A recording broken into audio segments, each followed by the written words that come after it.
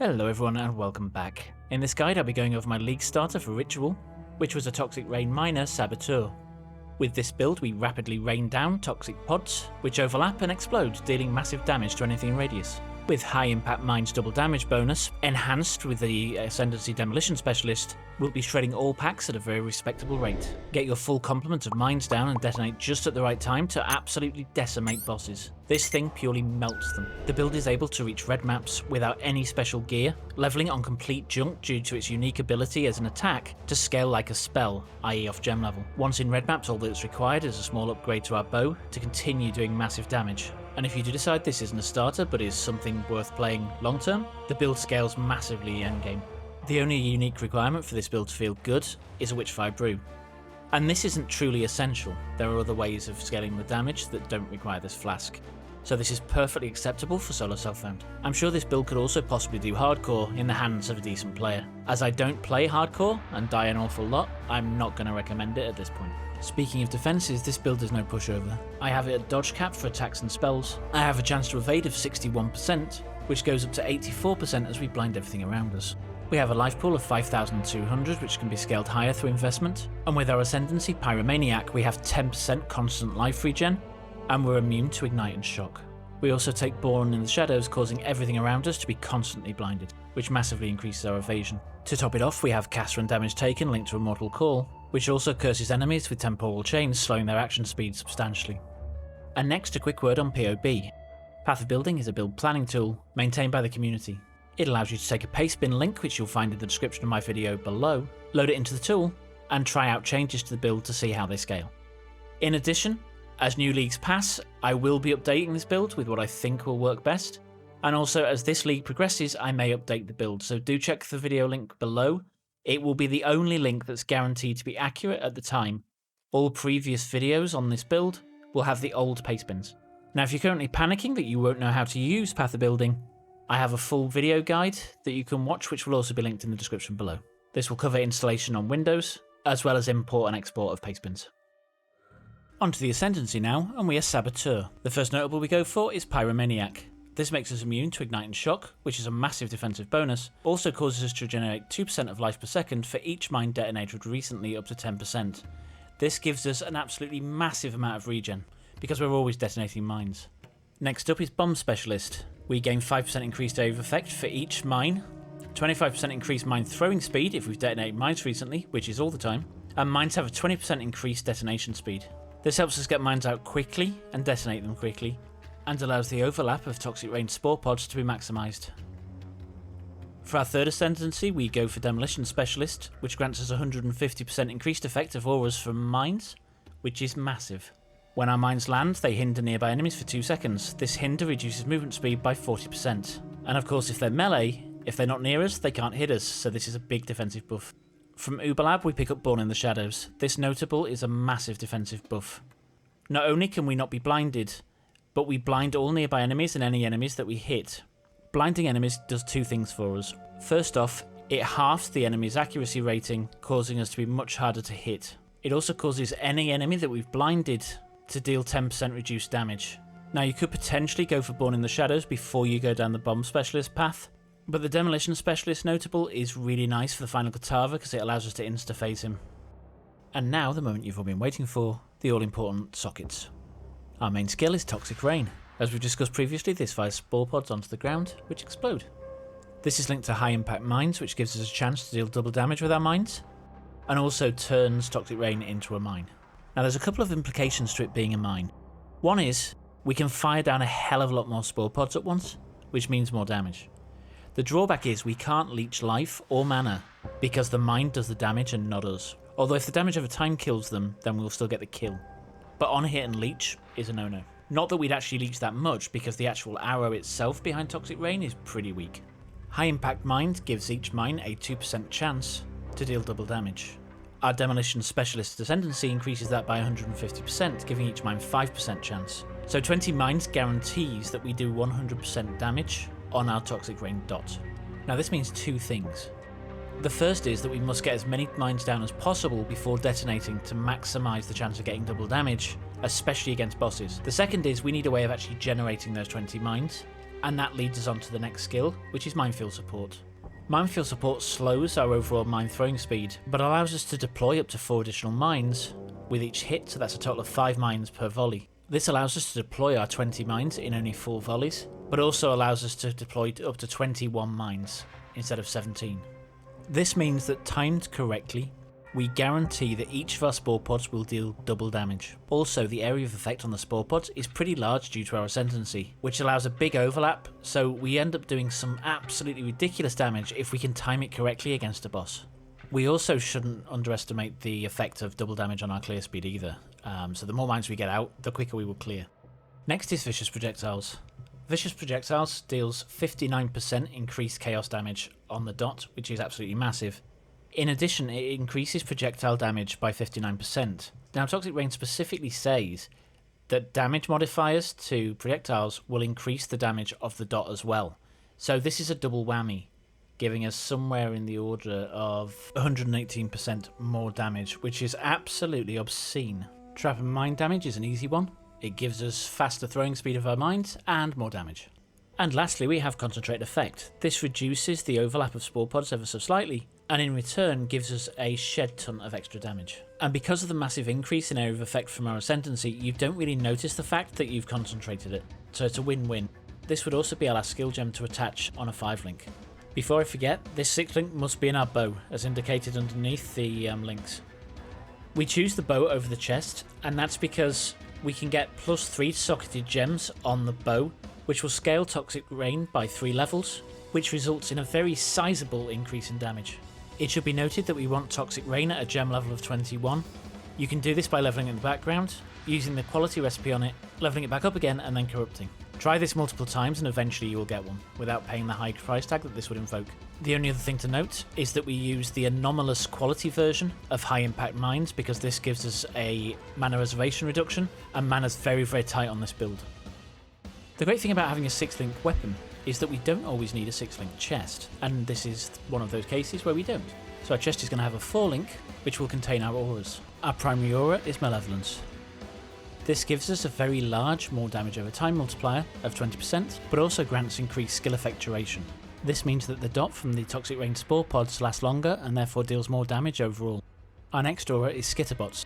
This grants us 2 little robotic bots that walk around. When they come across a mine, they have a chance of triggering it, but not consuming it, so that mine can go off, do damage, but still be there when I trigger it. In addition to this, they also have a chance to shock and chill all enemies around them. Chilling them lowers their action speed, which lowers their damage. Shocking them makes them take up to 50% more damage, which is very, very nice early on. We get this skill in Act 2 and use it as soon as possible. Our third and final aura is Clarity. Do not level this above level 4, otherwise you'll have mana problems. Clarity is designed to regenerate mana as quickly as possible once we trigger our mines so that our mana bar fills back up and we can cast again. Without it, the build feels awful. And for anyone who doesn't know, all that Clarity does is reserve mana and allow you to regen based on that amount of mana reserved. Our final link is Enlighten. This reduces the total mana reservation of all attached skills, and therefore each of our auras is cheaper, allowing us to fit all the auras on the build without running out of mana. Now, until you have this to at least level 2, you'll need to get Charisma off the tree. You can roll Charisma off as soon as you get this. If you do manage to get Enlightened to 4 via Corruption, then you can roll off the 3 things leading to Charisma, and use those on more damage or more life. Not linked to anything in our last socket is Foul Grace. This allows us to dodge incoming spells and attacks whenever it's charged up and off cooldown. It should be noted that this cannot be kept up all the time, and therefore it's very situational, so when you go into a boss fight or a very hairy area, just hit it, and you'll get that bonus until you hopefully out of danger. Please do not activate the normal Grace aura, as you will run out of mana and the build won't work. If you did manage to get a 6-socket version of the chest, then I would suggest you put a portal gem in the last slot for utility. Okay, for the next 3-4 links, we don't really care where these go. They can go in your boots, your gloves, or your helmet. It doesn't really matter. What matters is the gems. And for our first one, which is our main support, is Wither to faster casting, to spell totems, to multiple totems. This allows you to put down up to 3 totems, which will apply Wither to all nearby enemies. Now, Wither both slows the enemy and also causes them to take more chaos damage, so that our dot on Toxic Rain really does eat them. It takes our damage from something like 3 million to 5 million. It is obscene what this skill can do. You've got to use it. Note also that all of my gear is full on evasion to allow maximum evade chance. So that particular link is all off colours, so you will need to know how to off colour crafting, needing to utilise the crafting bench. I do have a guide for that on my channel. The next links are Blood Rage, Val Haste, they do not need to be linked, and then we have Flame Dash and Second Wind linked. Do not use Haste on its own or the build won't work, use the Val version only, and it works exactly the same way as Val Grace, except it gives you attack speed instead of dodge. Blood Rage basically causes us to take 4% of our life per second as damage, and in return, it gives us frenzy charges, which allow us to scale our power. We could go Advanced Minds instead, but then we'd have to drop one of the links, so this is the most damaging option, but it does trade off some survivability because you will be losing that 4% per second. And then Flame Dash Second Wind is a pretty standard movement setup, which gives us 4 hits of Flame Dash before we are on cooldown. It also lowers the cooldown speed of Flame Dash, allowing us to fire it more quickly. And then our last link is a pretty standard cast when damage taken, Immortal Call. So our links are cast when damage taken at level 7, Immortal Call at level 6, we have Chaos Golem at level 9, and then Temporal Chains at level 10. So what happens here? When we take a certain amount of damage, it will proc Immortal Call, which causes us to take reduced physical and elemental damage for a period. It will also cast Chaos Golem. Chaos Golem reduces the incoming damage we take by a small amount, but all of it is worth having for survivability, especially in this league, which is particularly rippy. And the last link is Temporal Chains. It basically curses any enemy that's hit us, causing them to slow down. So their action speed slows down, they can do less damage to us. It's just defensive. Now this will be overwritten by Dispel in our Flasks, but it's more for slowing down remote enemies, probably that have projectiles, which is the biggest cause of our death. This build really doesn't like magical projectiles and this defends against it. And now onto the gear selection for this build. On each of the gear selection pages, I will show you my current gear, and then underneath, the prefixes, suffixes and any fillers you might want. I will note anything that's going to be really expensive focally. Okay, so first things first, the bow, the most important piece of equipment we have in order to generate damage on this build. The priority is the prefixes. The suffixes are nice to have, they're not important. And in fact, there may be reasons why you actually want to go for the fillers instead. Okay, so the most important prefix is the plus percentage to chaos damage over time multiplier. This really does scale our damage. And then following that, and these are slightly more expensive, is plus X to level of socketed bow gems, plus X to level of socketed gems. The plus X to level of socketed bow gems goes up to 2, and the socketed gems goes up to 1. So we can have up to plus 3 levels to Toxic Rain, which is quite delightful. For our suffixes, if we can get them, we want percentage to damage over time multiplier, and percentage increased attack speed. Now when we're leveling, getting increased attack speed on your bow is really advantageous, so while leveling I would suggest getting this first, while the prefixes aren't available. And then for fillers we either go for strength, intelligence or resistances, whatever you happen to need most at the time. Now my particular bow has all the prefixes, it has none of the suffixes, and it has none of the desired fillers. That said, it's perfectly acceptable to scale damage on this build. I picked this bow up for 2 exalts about 3 days into the league, and that was fully 6 linked. We'll move on to the amulet next because there's a big potential for damage here too. This amulet will preferably be an eigther amulet, which has the implicit plus to strength and intelligence. For the prefixes, in the perfect world, we would have plus to maximum life, as high a roll as possible, plus to level of all chaos skill gems, and plus to level of all dexterity skill gems. Now the moment we start talking about the plus to level of skill gems, this amulet becomes crazy expensive. I've got the chaos one, and that put the amulet up from about 5C to around 2x. If you actually get both of those rolls on the same amulet, it's about 10x, which I'm not paying for. Our suffixes are easy: strength, intelligence and resistances. And we can't possibly talk about the amulet without the anointment. I go for atrophy. This requires 1 gold oil and 2 really cheap oils. So it costs around 60C for this one, as long as you drop the other oils yourself. For me, this is the only anointment you want on this, because atrophy gives us a massive increase to damage. What I tried this league, which I haven't tried in previous leagues, is to actually anoint my leveling amulet with anything I can get cheap on the oils that makes sense.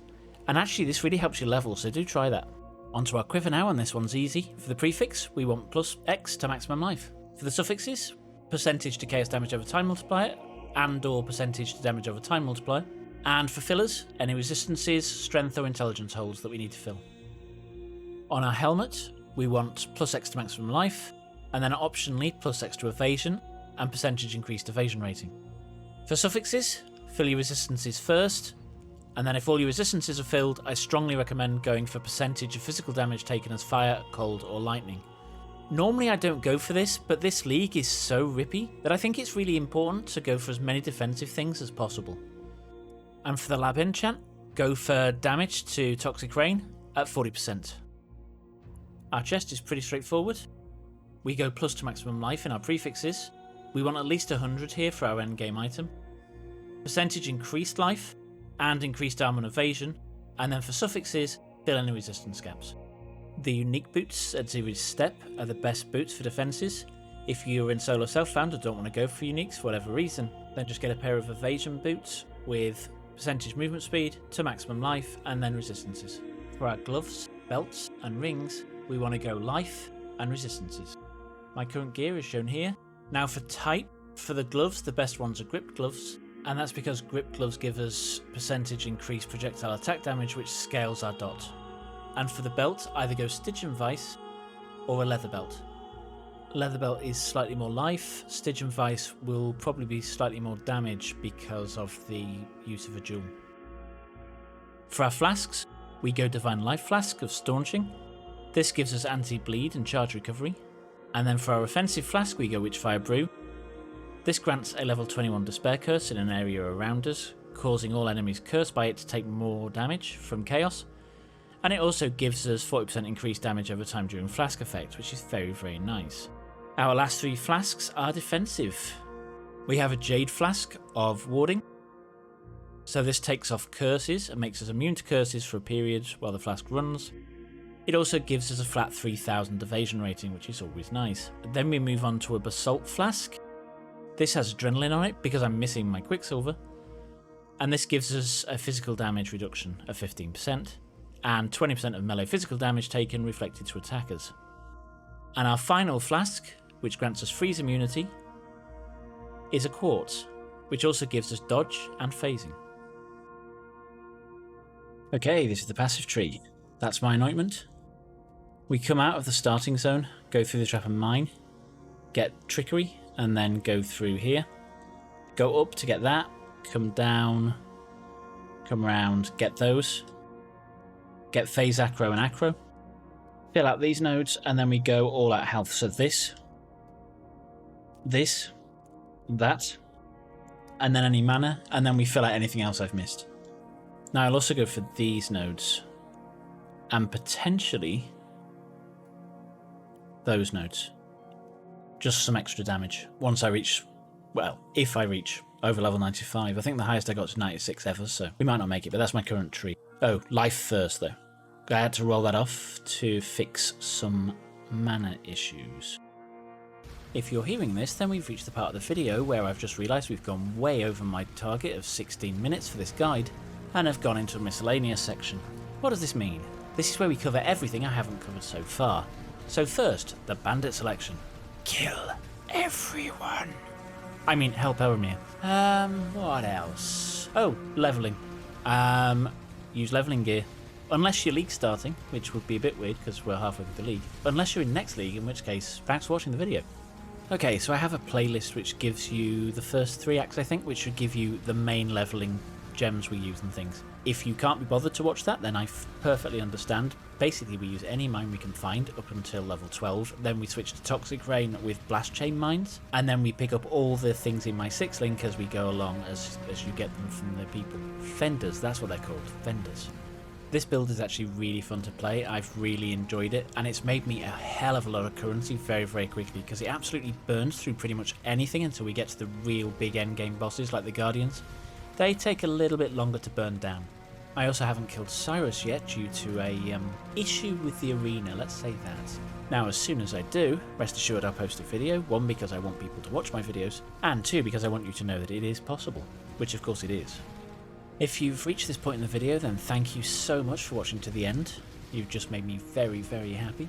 And before you go, please remember to like if you liked it, dislike it if you disliked it, although you couldn't possibly dislike me, I'm lovely. And if you want to see more of my content, please remember to hit subscribe and then hit the notification button so you know next time I post a video. And with that, thanks for watching, and I'll catch you next time. You've been watching Altec 2K. Thank you for watching.